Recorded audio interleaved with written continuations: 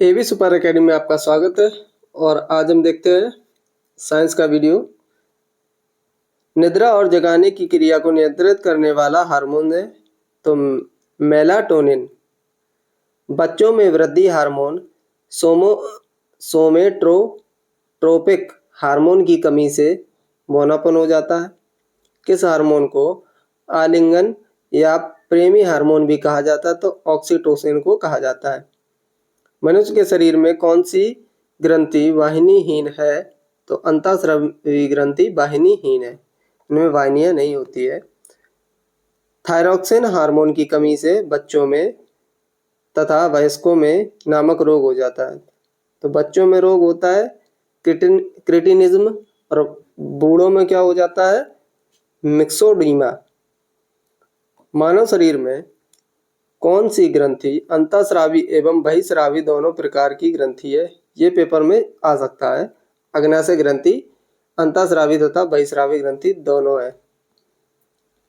मानव शरीर में किस हार्मोन को आपातकालीन हार्मोन कहा जाता है? तो एड्रीनेलिन हार्मोन जो होता है इसको आपातकालीन हार्मोन कहा जाता है। मानव शरीर में कौन सी कोशिकाएं एंड्रोजन हार्मोन स्रावित करती हैं? तो लेरिंग कोशिकाएं एंड्रोजन हार्मोन स्रावित करती हैं।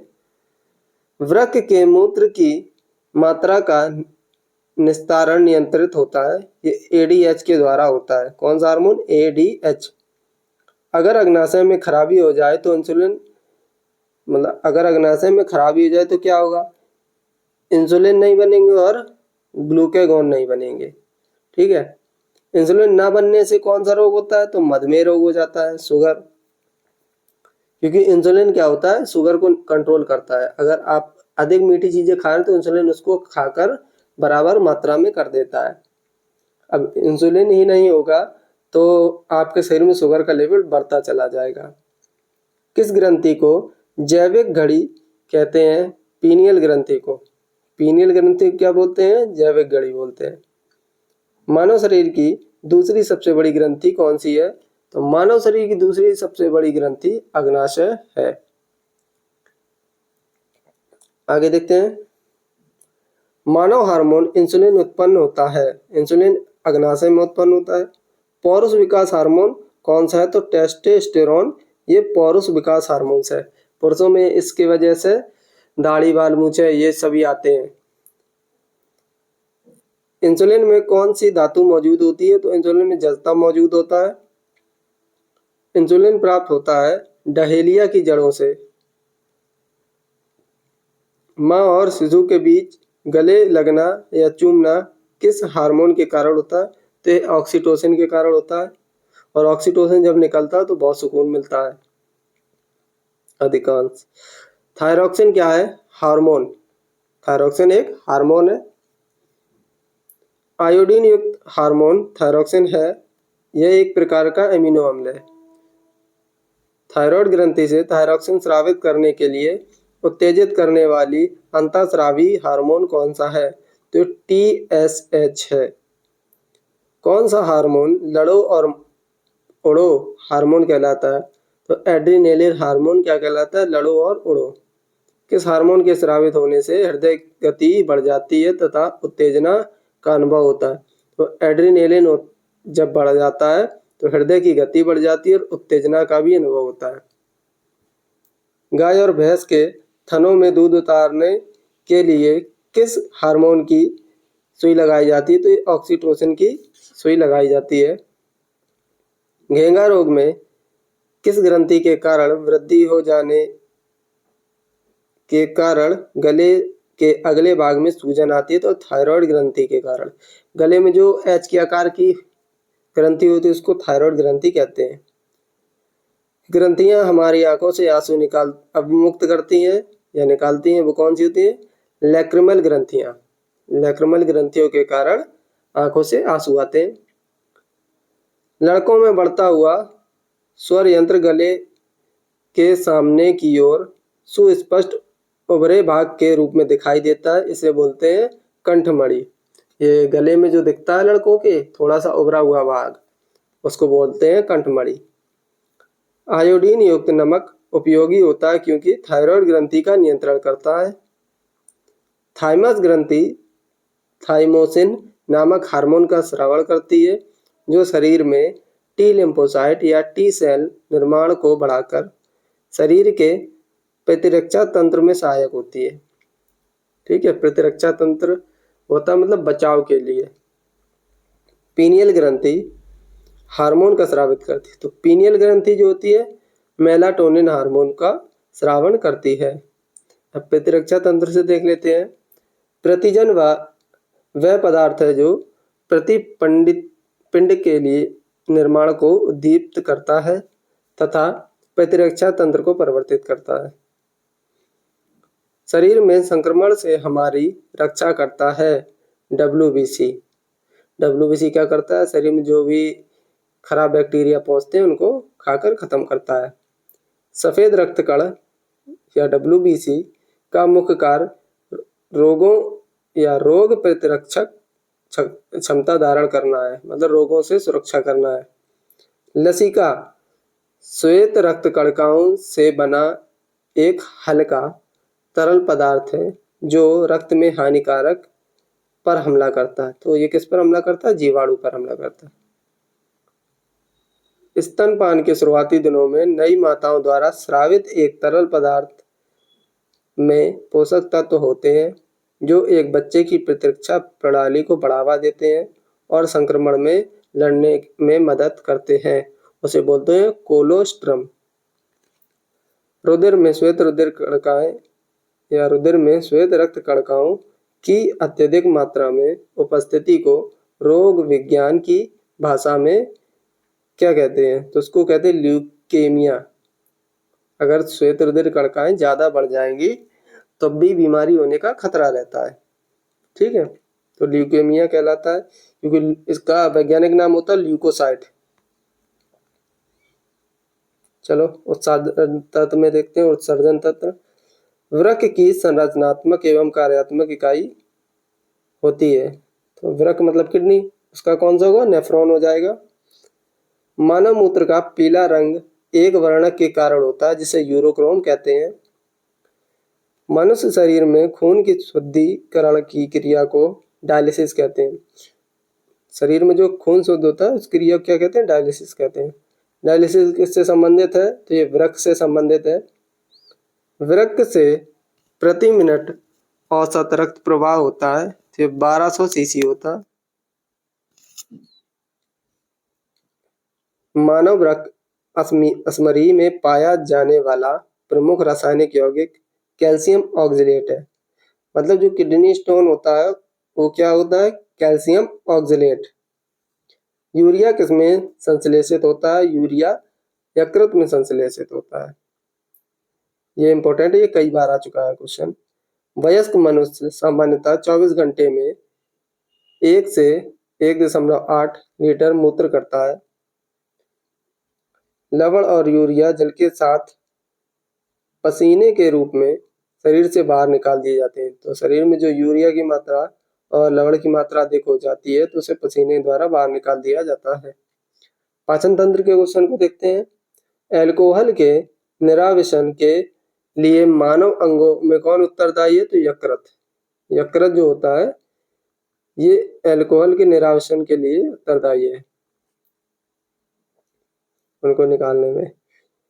लार किसके पाचन में मदद करता है? लार स्टार्च के। स्टार्च एक प्रकार स्टार्च, कार्बोहाइड्रेट, ग्लूकोज इन सबको एक ही बोल सकते हैं, तो इसका पाचन करता है। और स्टार्च को हिंदी में मंड बोलते हैं। ठीक है। मानव शरीर में कौन सा अंग पित्त रस का उत्पादन करता है? तो ये यकृत करता है पित्त रस का उत्पादन। और पित्त रस कहाँ संग्रहित होता है? तो ये पित्ताशय में संग्रहित होता है। मानव में स्टार्च जैसे कार्बोहाइड्रेट का पाचन किस भाग में शुरू होता है? मुख कोशिका में। जैसे ही मुंह पर खाना रखा पचना शुरू हो जाता है। जुगाली करने वाले पशु जैसे मवेशियों में मौजूद जीवाणु सेलुलोज के पाचन में मदद करते हैं। रूमेन में किस जानवर के पाचन तंत्र में एक ही द्वार होता है जो मुंह और गुदा दोनों का ही काम करता है। तो प्लेटिहेल्मिन्थेस जो ग्रुप होता है उनकी बात कर रहा है। किस भोजन को पचाने के लिए छोटी आंत के लंबी होने की आवश्यकता है? तो वो घास को पचाने के लिए, क्योंकि घास में होता है सेलुलोज, ठीक है, जिसे पचाने के लिए आंत लंबी होनी चाहिए, वो भी छोटी आंत। और वैसे मानव शरीर में तो छोटी आंत जो होती है वो लंबी ही होती है। मानव की आहार नाल में दीर्घ रोम कहाँ पाई जाती है? तो ये छोटी आंत में पाई जाती है। किस प्रकार का कार्बोहाइड्रेट जठरांत्र पथ द्वारा विघटित नहीं किया जा सकता, ऊर्जा प्रदान नहीं करता है, लेकिन शरीर से अपशिष्ट पदार्थों को बाहर निकालने में मदद करता है और आंत्र ट्रैक्ट को स्वस्थ रखता है? तो ये फाइबर कार्बोहाइड्रेट, ठीक है। जटिल खाद्य पदार्थ किसकी सहायता से सरल पदार्थों में टूट जाते हैं? तो एंजाइम की सहायता से। कौन सा अंग HCl का स्राव करता है? HCl मतलब हाइड्रोक्लोरिक अम्ल, जो हमारे शरीर को रोगजनक बैक्टीरिया को मारने में मदद करता है। पेट में HCl अम्ल निकलता है, जो भोजन के साथ आए बैक्टीरिया होते हैं उनको ये नष्ट कर देता है। और HCl जो होता है ये अम्लीय होता है, इसीलिए पेट में एसिडिटी कभी कभी हो जाती है। एमिनो अम्ल या एमिनो एसिड की आवश्यकता किसके संश्लेषण के लिए होती है? तो ये प्रोटीन के संश्लेषण के लिए होती है। यदि किसी व्यक्ति का पित्ताशय निकाल लिया जाए तो उस व्यक्ति में वसा का पाचन सामान्यतः नहीं हो पाएगा। पित्ताशय निकाल लोगे वसा का पाचन नहीं होगा, क्योंकि पित्त रस जो है वो वसा पर कार्य करता है। लार में कौन सा नमक या कौन एंजाइम उपस्थित होता है जो भोजन के स्टार्च को डाइसैकेराइड माल्टोज में बदलता है? सीधी सी बात है, मंड को माल्टोज में बदल देगा, ठीक है। तो ये कौन सा होता है? टाइलिन। लार में कौन सा? Ptyalin enzyme. मानव के पाचन तंत्र में पाचन की क्रिया कहाँ से प्रारंभ होती है? तो ये मुख गोयका से शुरू होती है। ये क्वेश्चन तो दोबारा ही आ गया, फिर देखते हैं। एक बड़ी पेशी सीट कहा जाता है जो वक्ष गुहा के सतह का निर्माण करती है, वो डायाफ्राम। डायाफ्राम क्या होता है कि जो अपने किडनियां होती हैं उनके नीचे की तरफ थोड़ा सा एक पतली पतली संरचना होती है, उसको डायाफ्राम बोलते हैं। वयस्क मानव में होती हैं 206 अस्थियां। एक नवजात शिशु में अस्थियों की संख्या कितनी होती है? लगभग 300। जो बच्चे होते हैं उनमें अस्थियां बहुत ज्यादा होती हैं और फिर बड़े होते होते वो आपस में जुड़ने लगती हैं। मानव शरीर की सबसे छोटी हड्डी स्टेपिज कान की हड्डी है। हमारे शरीर की लघुतम हड्डी पाई जाती है वो कान में पाई जाती है। कान में 3 प्रकार की होती है, इनकस, मैकस और स्टेपीज। कौन सा लवण मानव हड्डियों में सर्वाधिक मात्रा में पाया जाता है? तो कैल्शियम फॉस्फेट पाया जाता है। मनुष्य के शरीर में पसलियों के कितने जोड़े होते हैं? तो रिब्स बोलते हैं इनको, 12 जोड़े होते हैं।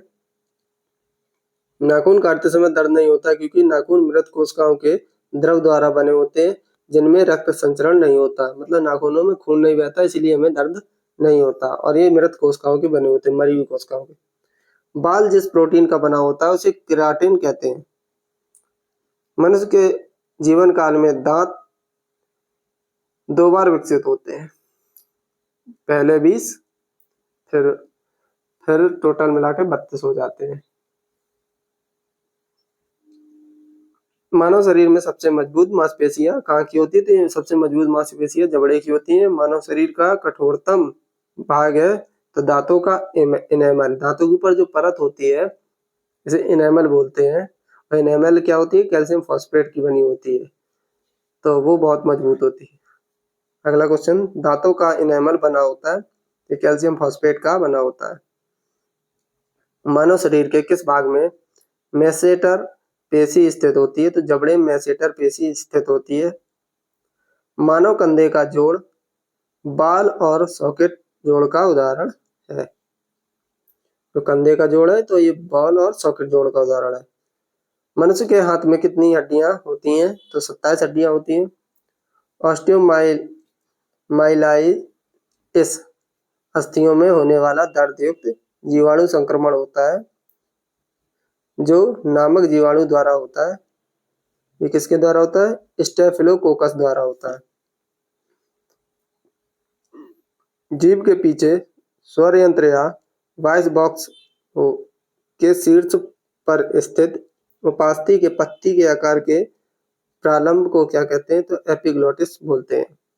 जो ऊपर अपने गले में अगर आप बड़ा सा मुंह खोलोगे तो दिखता है ना, वो एपिग्लोटिस कहलाता है। निषेचन की, अब ये जनन तंत्र के कुछ क्वेश्चन है। निषेचन की क्रिया कहाँ पर होती है? तो ये अंडवाहिनी में होती है। सर्टोली कोशिकाएं किस अंग में पाई जाती हैं? तो ये वृषण में पाई जाती हैं। महिला सेक्स हार्मोन है, तो महिलाओं में सेक्स हार्मोन कौन सा है? एस्ट्रोजन है। प्रोजेस्टेरोन का स्रावण कार्पस ल्यूटियम से होता है तथा यह हार्मोन के लिए आवश्यक लक्षणों के विकास को प्रेरित करता है। तो ये कैसे करता है? गर्भधारण के द्वारा। नर के सहायक जनन अंगों जैसे कि एपिडिडाइमिस, शुक्रवाहिका, सेमिनल वेसिकल, प्रोस्टेट ग्रंथियां, यूरेथ्रा आदि के परिवर्धन, परिपक्वन और क्रियाओं का नियमन करते हैं। तो एंड्रोजन हार्मोन करते हैं। किसमें? नर में।